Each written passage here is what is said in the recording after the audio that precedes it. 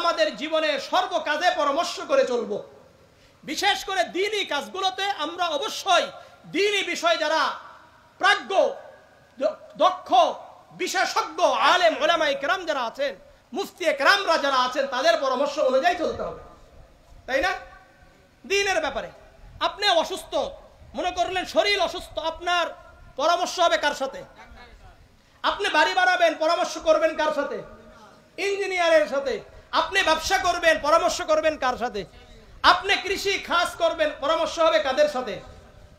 আপনি দ্বীনের ব্যাপারে চলবেন, আপনার পরামর্শ হবে কার সাথে? পরিষ্কার কথা। সূরাতুস সাফাতের 100 থেকে আমরা আয়াতগুলো পড়ি। রব্বি হাবলি মিনাস সালিহিন ফাবাশশারনাহু বিগুলামিন হালিম।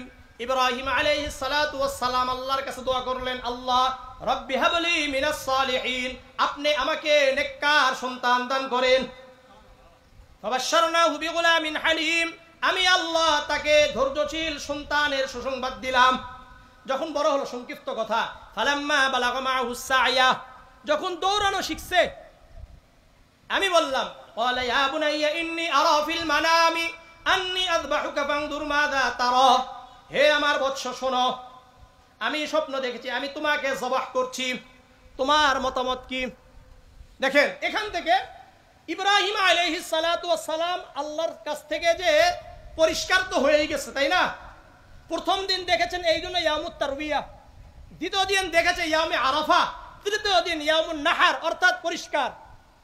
এরপরেও সন্তানের কাছ থেকে কি চাচ্ছে? পরামর্শ চাচ্ছে। কি বলেন? এই তোমার মতামতটা কি? এখান থেকে শিক্ষা হলো আমরা আমাদের জীবনের সর্বকাজে পরামর্শ করে চলব। বিশেষ করে দ্বীনি কাজগুলোতে আমরা অবশ্যই দ্বীনি বিষয় যারা প্রাজ্ঞ, দক্ষ, বিশেষজ্ঞ, আলেম উলামায়ে কেরাম যারা আছেন, মুফতি কেরামরা যারা আছেন, তাদের পরামর্শ অনুযায়ী চলতে হবে, তাই না? দ্বীনের ব্যাপারে আপনি অসুস্থ, মনে করলেন শরীর অসুস্থ, আপনার পরামর্শ হবে কার সাথে? আপনি বাড়ি বানাবেন, পরামর্শ করবেন কার সাথে? ইঞ্জিনিয়ারের সাথে। আপনি ব্যবসা করবেন, পরামর্শ করবেন কার সাথে? আপনি কৃষি খাস করবেন, পরামর্শ হবে কাদের সাথে? আপনি দ্বীনের ব্যাপারে চলবেন, আপনার পরামর্শ হবে কার সাথে? পরিষ্কার কথা। এই জন্য আল্লাহ রাব্বুল আলামিন সূরা আলে ইমরানের 159 নম্বর আয়াতে বলেন, ওয়াশাওিরহুম ফিল আমর, দ্বীনের ব্যাপারে তোমরা পরামর্শ করো। আল্লাহর রাসূলকে আদেশ করা হচ্ছে। আপনাদেরকে বলি, যার উপর ওহী অবতীর্ণ হয় তার কি পরামর্শের দরকার আছে? আল্লাহ তাআলা রাসূলুল্লাহকে পরামর্শের আদেশ করলেন কেন? আমাদেরকে শিক্ষা দেওয়ার জন্য। সুতরাং সর্বকাজে পরামর্শ করব ইনশাআল্লাহ। তাহলে 4 নম্বর শিক্ষা কুরবানি থেকে পরামর্শ করা। 5 নম্বর শিক্ষা, আন্নী আযবাহুকা ফানজুর মাযা তারা ক্বালা ইয়া আবাতি ফাআল মা তুমার সাতাজিদুনি ইনশাআল্লাহু মিনাস সাবিরিন। আপনি কাজ করেন যা আপনাকে আদেশ করা হয়েছে, আপনি আমাকে ধৈর্যশীলদের মাঝে পাবেন। কার মাঝে? ধৈর্যশীলদের মধ্যে পাবেন। অর্থাৎ সবর শিক্ষা দিচ্ছেন কুরবানি থেকে। ধৈর্যশীল হতে হবে, সবর করতে হবে। সবর কি? আল মুফরাদাত ফি গরিবিল কুরআনের 273 নম্বর পৃষ্ঠায় আসছে, আস-সাবর হুয়া হাবসুন নাফসি আলা মা ইয়াকতাজিহিল আকলু ওয়াশ শারউ। শরিয়াত, ইসলাম এবং বিবেক যেটার দাবি করে এটার উপর নিজেকে নিয়োজিত করা। ইসলাম যা বলে এবং আপনার পরিচ্ছন্ন বিবেক যা বলে, এই কাজে আমাদেরকে নিয়োজিত করার নাম হলো সবর। সূরাতুল বাকারার 153 নম্বর আয়াতে আল্লাহ বলেন, ইয়া আইয়ুহাল্লাযীনা আমানুস্তাঈনু বিস-সাবরি ওয়াস-সালাহ ইন্নাল্লাহা মা'আস সাবিরিন। হে ঈমানদারগণ তোমরা, ইয়া আইয়ুহাল্লাযীনা আমানুস্তাঈনু, তোমরা সাহায্য চাও।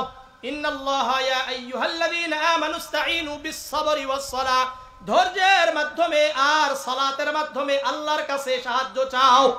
তাহলে আমরা আল্লাহর কাছে সাহায্য চাইব কিসের মাধ্যমে? ধৈর্য। আর কিসের মাধ্যমে? সালাতের মাধ্যমে। আমাদের বিভিন্ন সময় বিভিন্ন মুসিবত আসবে।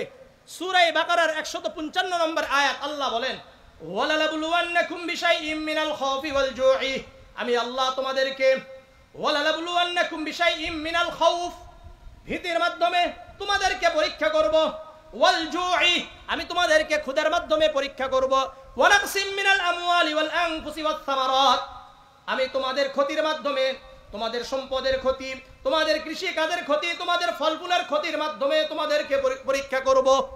ওয়ালানাবলুওয়ান্নাকুম বিশাইইম মিনাল খাউফি ওয়াল জু'i ওয়া নাকসিম মিনাল আমওয়ালি ওয়াল আনফুসি ওয়াত সামারাত ওয়া বাশশিরিস সাবিরিন, আর যারা এই জায়গাগুলোতে সবর করলো, ধৈর্য ধারণ করলো, আল্লাহ রাব্বুল আলামিন বলেন, হে নবী আপনি ধৈর্যশীলদেরকে সুসংবাদ দিয়ে দেন।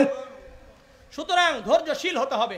যারা ধৈর্য ধারণ করে তাদের জীবনকে এই ধৈর্য আলোকিত করে। আপনি যাই করেন না কেন, যদি সবরের সাথে চলতে পারেন, আপনি অবশ্যই অবশ্যই সফল হবেন। এই জন্য বলা হয় ধৈর্য মানুষকে আলোকিত করে। লিখে রাখেন, ধৈর্য মানুষকে আলোকিত করে। সবাই বলেন, ধৈর্য মানুষকে আলোকিত করে। আমি কিভাবে বললাম কথাটা? সহিহ মুসলিমের 422 নম্বর হাদিস, عن أبي مالك الأشعري رضي الله تعالى عنه قال قال رسول الله صلى الله عليه وسلم الطهور شطر الإيمان।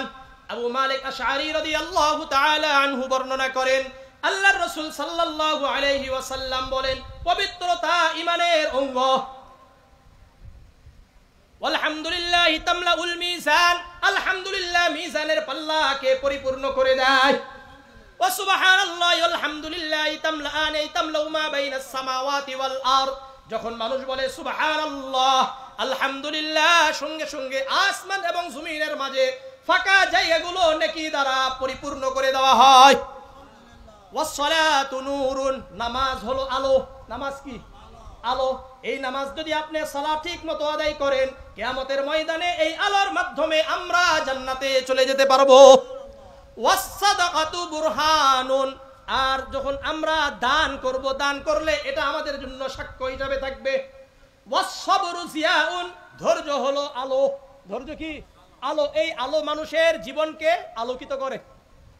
কুল্লুন ওয়াল কুরআনু হুজ্জাতুন লাকা আলাইক, কুরআন তোমার পক্ষে হবে অথবা বিপক্ষে যাবে। কুরআন কারো জন্য পক্ষে কথা বলবে, কারো বিপক্ষে কথা বলবে। যারা কোরআন পড়বে, কোরআনের উপর আমল করবে, তাদের জন্য কোরআন পক্ষে কথা বলবে। আর যারা কোরআনের বিপক্ষে কাজ করবে, কোরআনের উপর চলবে না, তাদের জন্য বিপক্ষ হয়ে যাবে। কুল্লুন নাস ইয়াগদু ফাবাইউন নাফসাহু ফামুতিকুহা আও মুবিকুহা, প্রত্যেক মানুষ যখন সকালে উঠে নিজেকে আল্লাহর কাছে বিক্রি করার মাধ্যমে জান্নাতি হয়ে যায়, অথবা নিজেকে শয়তানের কাছে বিক্রি করার মাধ্যমে নিজেকে ধ্বংস করে দেয়। আমরা প্রতিদিন সকালে উঠি না? উঠার পরে আমরা কেউ কেউ কোথায় চলে যাই? সালাত আদায় করতে চলে যায়। এর অর্থ হলো আমরা আমাদেরকে কার কাছে বিক্রি করলাম? আল্লাহর কাছে বিক্রি করে দিলাম। আর কেউ ওই ফজরের সময় ওঠে না, একবারে 7টা 8টা 9টার সময় উঠে, উঠার পরে সে নিজেকে কার কাছে বিক্রি করলো? শয়তানের কাছে বিক্রি করে নিজেকে ধ্বংস করে দিল। সুতরাং 5 নম্বর শিক্ষা কি বললাম বলেন? সবর। কি বলেন? ধৈর্য। এরপরে 6 নম্বর শিক্ষা, ফালাম্মা আসলামা ওয়া তাল্লাহু লিল জাবিন, আর একটাই আছে যে তারা উভয়ে নিঃস্বার্থভাবে একেবারে ত্যাগের জন্য তারা দুইজনে ফালাম্মা আসলামা, সারেন্ডার হয়ে গেলেন কার কাছে? আল্লাহর কাছে। আমাদেরকেও একেবারে আল্লাহর কাছে ইসলামের জন্য একেবারে কি করে দিতে হবে? সারেন্ডার করে দিতে হবে, যে আমাদের কোনো কিছু নাই। আল্লাহ যেভাবে বলেন, রাসূলুল্লাহ যেভাবে বলেছেন, আমরাও সেইভাবে চলব। আর 7 নম্বর শিক্ষা, হযরত ইসমাঈল আলাইহিস সালাতু ওয়াস সালাম, এই সময়, এই ভয়ঙ্কর একটা সময় যখন বাবা বলছে আমি তোমাকে জবাহ করব, তখন এই সন্তান কিভাবে বললেন?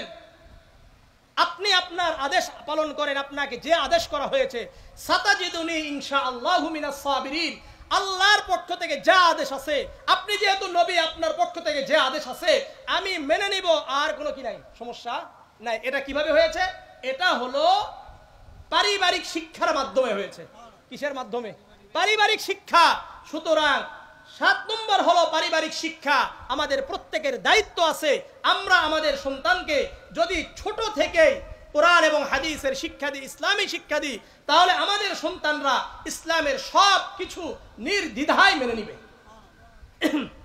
সহিহ বুখারীর লাস্ট হাদিস আজকে 7138 নম্বর হাদিস, عن عبد الله بن عمر أن النبي صلى الله عليه وسلم قال ألا كلكم راع وكلكم مسؤول عن رعيته عبد الله بن عمر رضي الله تعالى عنه বর্ণনা করেন আল্লাহর রাসূল সাল্লাল্লাহু আলাইহি ওয়াসাল্লাম বলেন তোমরা প্রত্যেকেই দায়িত্বশীল তোমাদেরকে তোমাদের দায়িত্ব সম্পর্কে জিজ্ঞাসা করা হবে আমরা এখানে যারা আছি সবাই কি দায়িত্বশীল আমাদেরকে দায়িত্ব সম্পর্কে জিজ্ঞাসা করা হবে ফাল ইমামুল্লাযী রাঈন আলান নাসি হুয়া মাসউলুন আন রাইয়াতিহি প্রত্যেক ইমাম নেতারা দায়িত্বশীল যারা ইমাম মসজিদের ইমাম তারাও দায়িত্বশীল যারা এলাকার প্রতিনিধি তারাও দায়িত্বশীল যারা কমিশনার তারা দায়িত্বশীল যারা চেয়ারম্যান তারাও দায়িত্বশীল যারা উপজেলার চেয়ারম্যান তারাও দায়িত্বশীল যারা এমপি তারাও দায়িত্বশীল এই দায়িত্ব সম্পর্কে জিজ্ঞাসা করা হবে তাদের প্রজা সম্পর্কে জিজ্ঞাসা করা হবে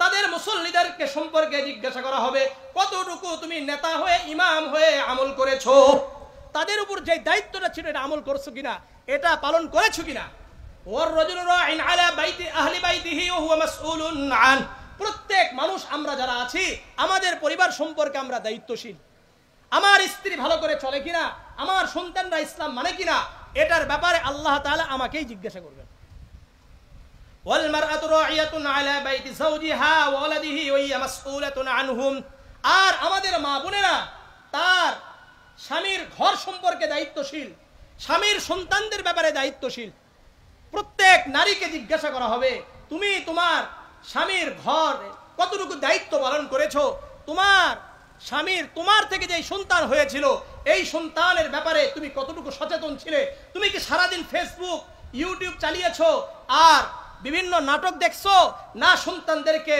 লা ইলাহা ইল্লাল্লাহ শিক্ষা দিয়েছো এটা জিজ্ঞাসা করবে বুঝে আসছে সুতরাং আমরা সবাই কি দায়িত্বশীল ওয়া আব্দুর রাজুলি রাঈন আলা মালি সাইয়্যিদিহি আর প্রত্যেক গোলাম তার মুনিবের সম্পদের ব্যাপারে দায়িত্বশীল আমরা সবাই কিন্তু কোনো জায়গায় চাকরি করি কি করি না এই যে চাকরি করি এই চাকরির ব্যাপারে আমরা দায়িত্বশীল আমাদেরকেও জিজ্ঞাসা করা হবে আবার আল্লাহর রাসূল বললেন আলা ফাকুল্লুকুম রাঈন ওয়া কুল্লুকুম মাসউলুন আন রাইয়াতিহি তোমরা প্রত্যেকেই দায়িত্বশীল তোমাদের দায়িত্ব সম্পর্কে আল্লাহ তাআলা জিজ্ঞাসা করবেন